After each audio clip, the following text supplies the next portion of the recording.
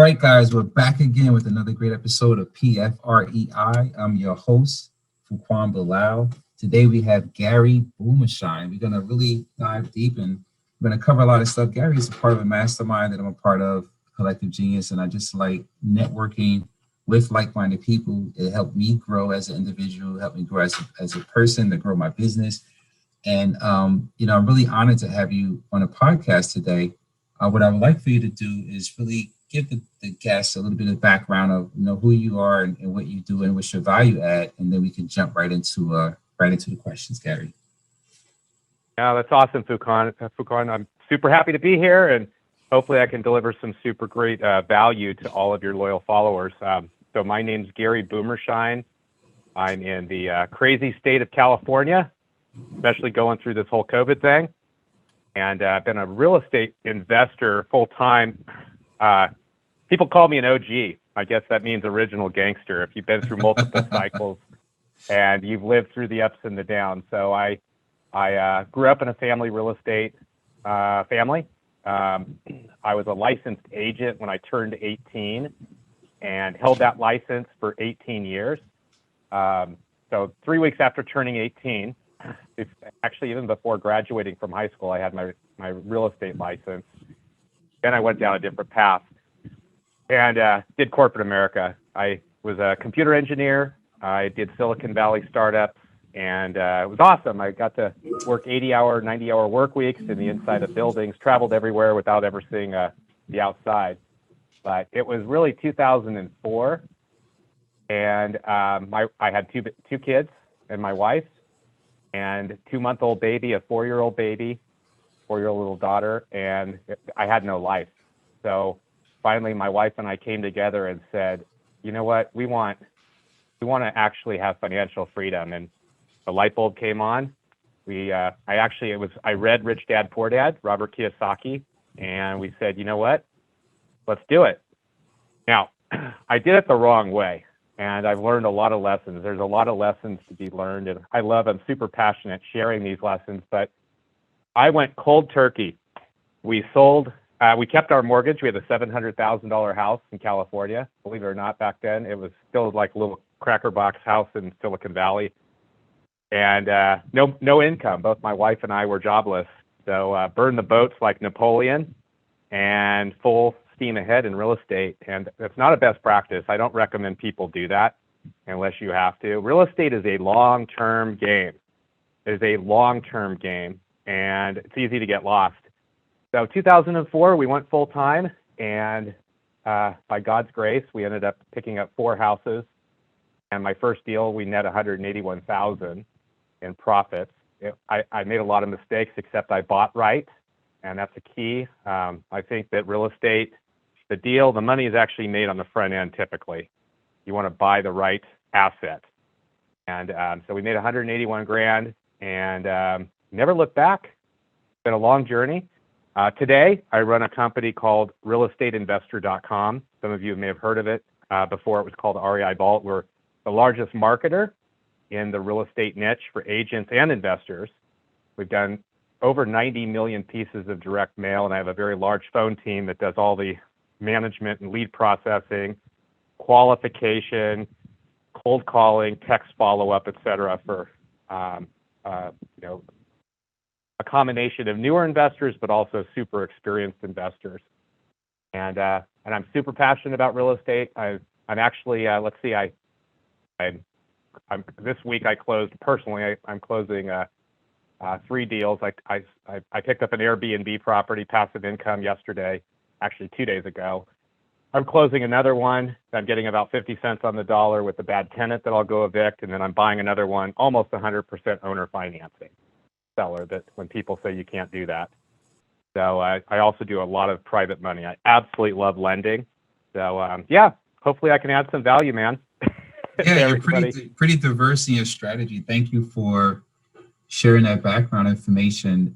I was chuckling as you were telling your story because my son just turned 18 last year in November, and during COVID in the summertime, he actually took the real estate course.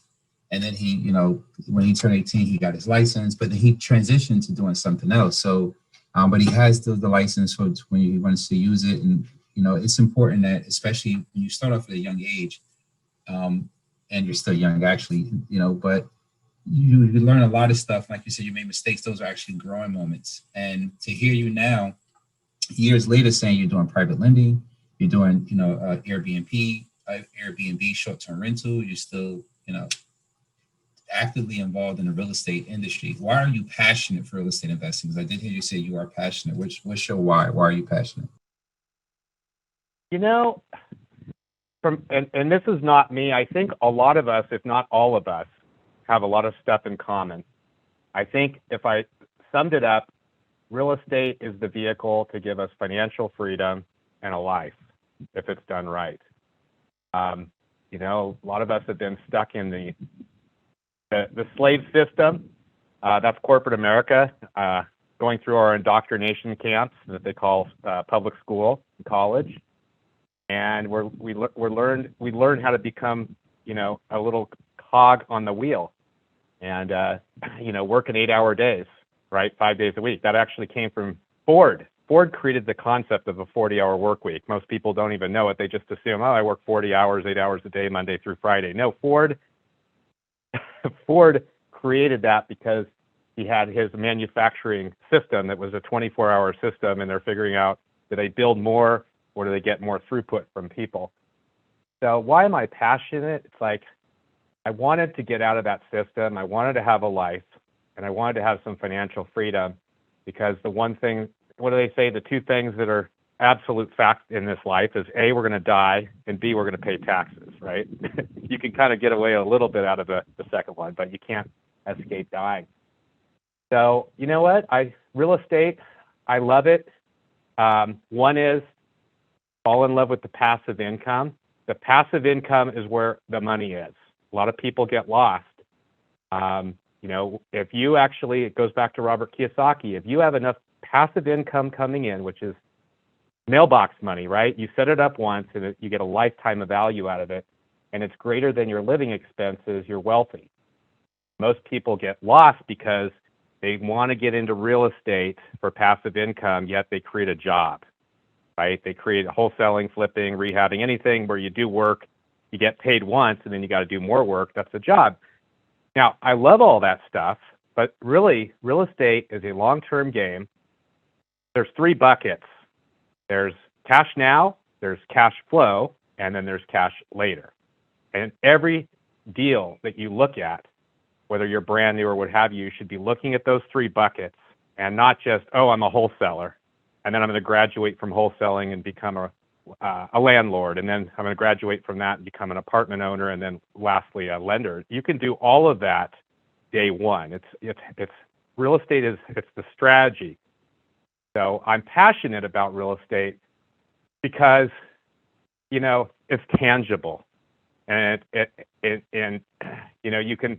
It's not like the stock market where you're investing in some exorbitant amount of money that's made out of fiction, right? It's the stock market. It's like the thing's worth $1 million and you're buying it for 50 million. Like real estate, you can actually see it, and if you know how to do it, it's everywhere, right? So I love it. I really also it's a relationship business. I like the relationship. A lot of people want everything push button, and at the end of the day, you got to talk to people. And it's a very simple business. You don't have to go and reinvent the wheel. It's like a lot of people, they want to do it their unique way. It's like, no, there's nothing new under the sun in this business. You want to find what works, and then you want to repeat it. So I like the simplicity, and we can definitely chat about that. I think a lot of people get lost because they go to seminars, and I call it coveting your neighbor. They get excited because Joe or John or Sally over there, they did 200 flips this year, right? And at the end of the day, everybody has a different plan, but you really want to figure out the why. And for me, it's like I want to make passive income, and I want to have as much free time as possible. So it's not how many deals you do. It's not that you did 5 million deals and transactions. How much money do you have in your bank account at the end of the year? How much time do you have? and then how much continuity, right? So don't fall in love with the property, fall in love with the cash flow. I go and look at a house. It's funny, my wife and I, we go and look at houses together, and she like looks at it from a TV. Even after all these years, she's like, "Oh, it's not that pretty." And I'm looking at, man, this is okay. It's a complete hog. It's a yuck property, right? It's got a bad tenant, the roof's caving in, but it's like, man, I can get this thing for 50 cents on the dollar, and I can turn it for $30,000-$40,000 profit, or I may be able to owner finance it, turn that into hard money, and make a fortune off of it. So I'm actually looking. Don't fall in love with the property. Fall in love with the cash flow. And so anyway, I know you probably want a two-second answer, but no, this is great, man. And the other thing that's amazing about real estate is that you don't have to be a physicist or a rocket scientist to do it. Anybody, I think of Ron LeGrand, one of the older guys. I'm starting to be one of those older guys, but he's been in this business forever. He was a mechanic. So really, anybody can do it, but it's easy to get lost. There's a best practice. You want to follow what works, get it working right, and it's a long-term game. Just for everybody remembering that, I'm about to release my new book called The Freedom Code. Congratulations! Everything I've learned. Thank you. Yeah, I love the title. Also, about it, but love the title. Love the title. Yeah. So, and I'd love to give everybody here that follows you a free copy. When it comes out, I'll give you a site where you can go and just get on the list. It's not very far off. We're in the final stages of editing, but every one of us is only 7 houses away from complete financial freedom. 7. And so I show a $100,000 purchase price, and you don't even have to get it at a smoking deal. So everybody is 7 houses from financial freedom. Now, some people may take a couple years. Like my daughter, she loves service. She really loves to help people. She knows she's not going to make a lot of money in that, but her long-term play is real estate, right? So it's over the next 7 years, she'll acquire 7 houses. She'll be completely done. So that's what real estate can do for us if it's done right. Yeah, that's amazing, man. Thanks for sharing your journey with us, your background, and really, why you're passionate about it. I like how you went into the details about it, and I think it's very important. Let's talk a little bit more about your model today. So you mentioned you're doing some Airbnb. You're actually going out and looking at some stuff. Or you have a flip model for some liquidity, or are you just doing everything from a standpoint of doing rentals, or wherever it comes in your pipeline, you kind of filter it out? That's a wholesale. This is a owner finance. This is a fix and flip. This is a short-term rental. Like, what is your strategy? Yeah, great question. A big part of my strategy is based on COVID, where we are and where I speculate we're going into this new market that's a global type of market. And I don't want to get conspiratorial. I definitely would be known as a PhD in conspiracy theory for anybody that knows that whole stuff. And the reason I say that is I'm more of like, where's the market going with COVID and the global reset that is coming? And how can we actually thrive and survive and be on the right side of it? So first and foremost, and I'm coaching people around this too, because real estate is a 7-year cycle. Been like that for 100 years, almost down to the day. And it's not natural supply and demand. The cycle usually has some boogeyman event. I call it a boogeyman event. It just means an artificial event. It's never been some natural event. It's like 9/11 hit. That was the end of one cycle.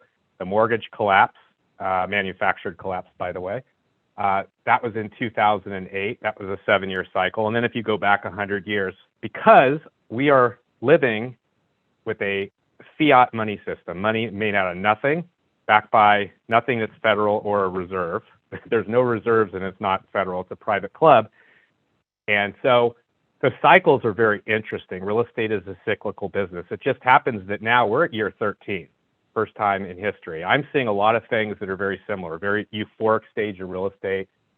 When you go and your barber or the nail salon gal is talking real estate, kind of we're at the end of the stage. So I'm adjusting for COVID. What that means is I think we are going to see a blip in the market. like we always have. I think it's going to be like the musical chairs, right? There's been a massive amount of printing of money. Like, I mean, I don't even like we couldn't even pay our debt last year, March, for the United States. They couldn't pay the actual debt on the money. And so now they've printed another 8.5 trillion. So that's going to be inflation down the road for our kids, which means prices of food go up substantially, but that's also good news because that means real estate is going to be astronomically high. So I want to long-term hold the right properties. So when I buy properties today, I keep the best, I sell the rest. So I'm looking for product, and I look at it as product, just like, you go like cars. If you're in the car business, I'm looking for product. I am looking for properties that are going to give me good income.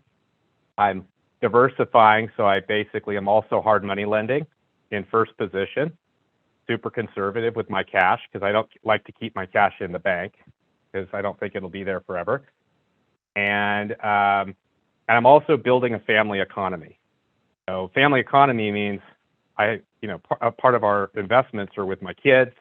They're in the business. My in-laws, my mom, who's 87. So we're building basically our own sort of family office or family economy and keeping it in-house because, like for instance, I got a perfect example. We sold everything, and I'm now living up in the mountains. We left the San Francisco Bay Area. We said, okay, COVID, we're out. Cashed out of everything. Cashed out of completely out of all Federal Reserve debt. I'm renting right now a 10-acre property up by Yosemite, up in the mountains, and I've been buying properties up here. Been using our direct mail engine and finding all kinds of amazing deals. What I'm finding is nobody's mailing up here either, by the way. I'll talk about that for some guidance for people that do direct mail. And so I'm not buying a lot of long-term rentals right now because a lot of tenants aren't paying their rent. So usually when I'm looking for product, I'm looking for Airbnb short-term rentals because I'm finding a better house without a lot of work, pretty much turnkey. We're in an area where there's a new ski resort going in, and it'll be fully functional and operational and expanded here in about 4 or 5 years. But so that's what I'm doing. I like Airbnb. Don't have to worry about the tenant problem. Super easy to move in and out of. And I'm not a high volume guy. I'm not a high volume. I don't try to do 100 deals a year. I try to do enough deals to excite my passion. Yeah, lifestyle business. Yeah. Yeah, I think that's important to have a lifestyle business. I was in a meeting today and we were talking about vision and growing and expanding and building. And a flash just came over me and I was just like, wow, this what I envision is having a lifestyle business. That's all a part of the freedom, right? We sometimes, like you said, when we sit in a room with guys that are doing 200 deals a year, we're like, wow, we got to catch up to them. We have to do that. We think more is better. And it's always scaling to be better instead of bigger. And having that freedom, by the way, I like the title of the book, because that's what real estate, as you mentioned, is all about. That's why all of us do it. So it gives us that freedom, help us build the family economy. But we also want it to be a lifestyle business. We don't want it where it's chaos and stress for us, where it puts a burden on our family, where we can't enjoy the true values of life or the purpose, right? So, thanks for sharing that. I really appreciate it. How can people do business with you? Like, do you do joint ventures? Do you have a fund? Like, what does that look like? I know you're doing a lot of private money, but first and foremost, so for those people that are real estate business operators, they're looking for more deal flow.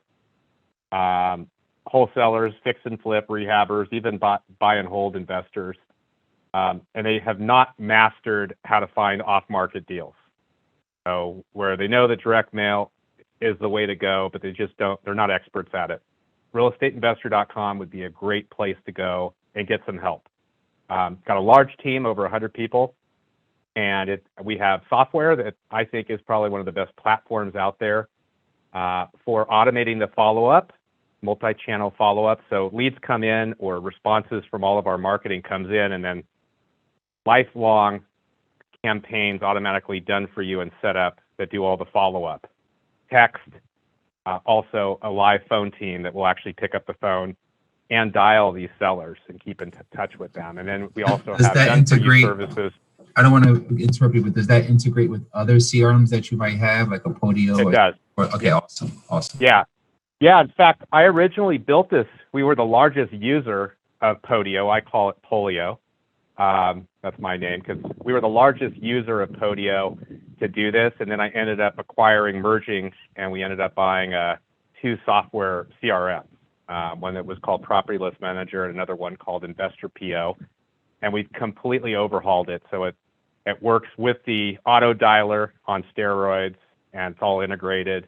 And it's pretty cool. So you can check out realestateinvestor.com. We also have a services team that does all the direct mail, cold calling, text blasting, etc. And so we have that. I have a podcast. So you can go out. We got lots of information. And Real Estate Investor podcast is out there. Anybody needs help, I'm definitely on Facebook. And I'm passionate about this business. So if there's any way we can help people, and then I'll give you a place to go for everybody that wants to get a free copy of my upcoming book, The Freedom Code. And then I have a whole bunch of tools. Right as COVID was happening, I did in front of 400 people, I presented in St. Louis on how to build a business that works for you, as opposed to you becoming a slave to your business, and how to do it right, and a bunch of tools. And so that's there. And you can go out to realestateinvestor.com/growth, GROWTH. And I want to just validate that. And you can put that in the meeting minutes. Yeah, I'm taking notes as well. This is some really good stuff. Yeah. My pen and paper, I'm writing stuff down. I'm taking notes. Yeah. I love these. Yeah. It's a growing part. Yeah. For me too. Yeah. And I think this business can be absolutely wonderful. I've seen more people that have changed their lives. Javier Hinojo, that he's a CG member, and he actually was a real estate investor, long-term realestateinvestor.com member. And I remember he was sitting in a room as a new member in 2017, and he was talking about how he had 17 cents in his bank account, couldn't make the mortgage. And so he had to borrow money from his 17-year-old son, 2017 on Christmas. And he shared his story about how we helped him. He was his biggest problem in his business. We showed him how to actually hire an acquisition guy and get out of the way of his business. And that changed him. He said it saved his marriage. And I know he's buying apartments, and he's a coach now, and he's got masterminds and super. So I love that. The Freedom Code book is really, I wanted it to be a paradigm shift, a disruptor in our industry. It's very different. It's not a typical book on how to wholesale or how to flip a house. There's thousands of books out there. This is a book around how to get your strategy, your why right. And it's super content rich, but it's really, what is real estate going to do for you? It's the why and the what, not the how. The how is easy. And people jump in and they just say, oh, I need to go and wholesale a house. You want to understand, what is real estate going to do for you, and make sure your strategy is right, and then go. And and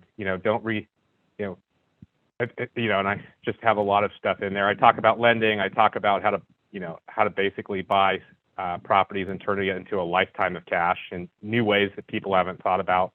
I'd love feedback. People, if it helps, the book helps you, I love to hear about it and share. I don't do promotions and things like that. I don't try to sell. I don't have courses to sell, but I love hearing people's feedback, especially when they share it with 3 or 4 other people that they think that this could help change their life too. Yeah, this is a really good value add. I definitely appreciate you coming on the show. I took a page full of notes, and I have some actionable items here also. And definitely looking forward to the Freedom Code once it comes out. And I'll be circling back and reaching out to you because I have some questions on the the commercial lead generator, because you mentioned Javi, and I know he's doing some. He was excited. I interviewed him on a podcast. He's like, man, I left that residential stuff alone. At the time I interviewed him a few months ago, he had just purchased a couple of buildings. He was like, I'm buying more. Multifamily is, where's that? So he had an epiphany when he came to the session and noticed that he was not playing too small, but he didn't set it the passive cash flow properly.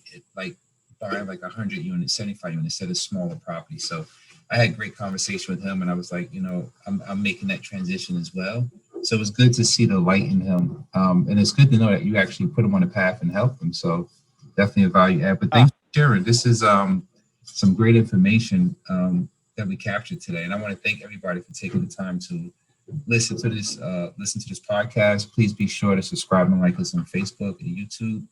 And it's another great episode, PFREI. I'm your host, Fuqan Bilal. Be sure to check us out. Thanks for coming on, man. I really appreciate it. Yeah, it was a blast. Have a great one, everybody.